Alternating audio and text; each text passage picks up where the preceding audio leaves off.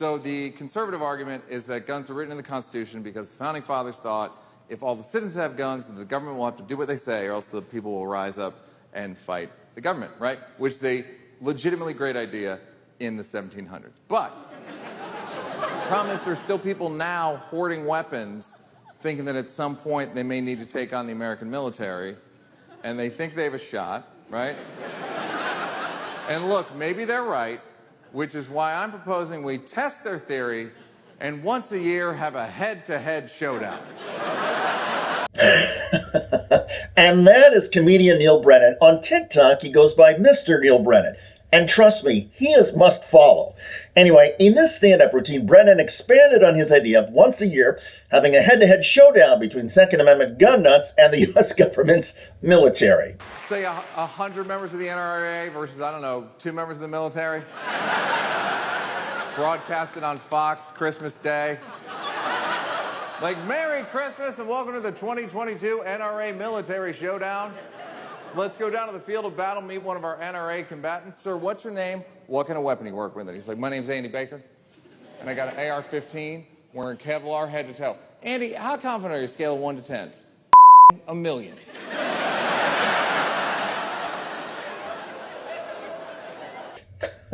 That impression of an NRA nut is even more spot on than you think. We'll get to that in a moment. The bewildered reporter impression is also pitch perfect. Oh, and there's one more character in this. Watch.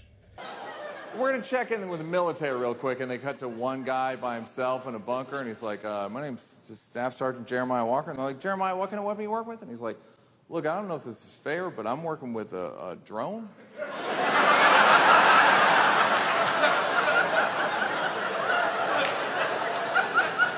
Yeah, it's equipped with 8 Hellfire missiles and a high-powered camera. As you can see on this monitor here, the NRA fellas are actually in just one big cluster. So I'm gonna. We started, all right? All right, yeah. So I'm gonna hit this button right here. Yeah, now they're all dead. That'll do it for this year's NRA Military Showdown. Neil Brennan, not only is he funny in epic fashion, he also underscores the absurdity of the Second Amendment position. There are countless members of the NRA who have stockpiled weapons because they are convinced the U.S. government is coming to take away their guns, take away their freedoms, and put all of us in some kind of socialist communist camp. I know, it's lunacy, but there are plenty of people, particularly on the far right and in Trump MAGA world, who think this stuff. Some of these MAGA folks make YouTube videos. Now, note the similarity of this next guy with comedian Brennan's impression. Just getting ready for my IRS audit. I know this is about to come. Listen, I'm just like you. I've seen what happened to Trump. Yeah, it's go time. Everybody knows exactly what I'm talking about. And what that guy is talking about is a civil war using some of those weapons he just placed on his bed. Sadly, this guy is not alone. When the FBI raided Mar-a-Lago and seized classified nuclear secrets that Donald Trump had refused to give up, many of Trump's supporters became convinced it was only a matter of time before federal agents stormed into the homes of all Trump supporters. And some MAGA maniacs like to use vulgarities. All right, kid. All you fake ass mother politicians and all you bull. What, as far as I'm concerned, it's a wild, wild west, mother. Let's get it on. Let's get it on. Well, that idea of a fight between ordinary citizens and federal agents or soldiers may sound crazy, but many MAGA nuts took notice last year when President Biden signed a measure Congress passed dealing with healthcare, climate change, and taxes. In that legislative package was $78 billion for the Internal Revenue Service.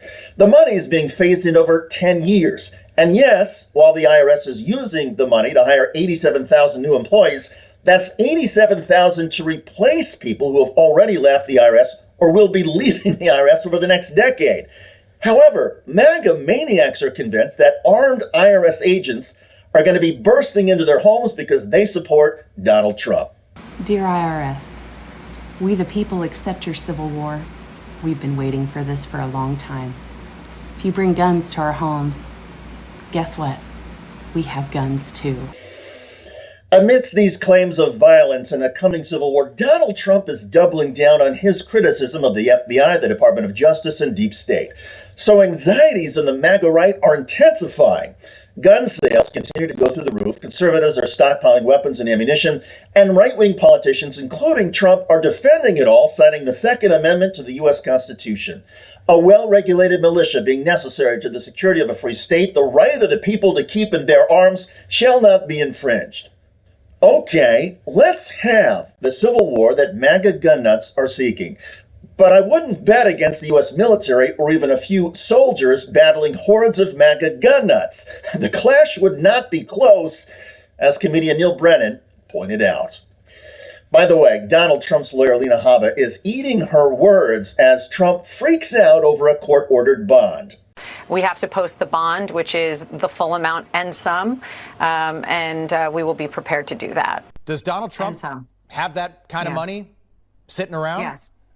I mean, he does. Of course, he has money. You know, he's a billionaire. So he'll just write a check, Alina?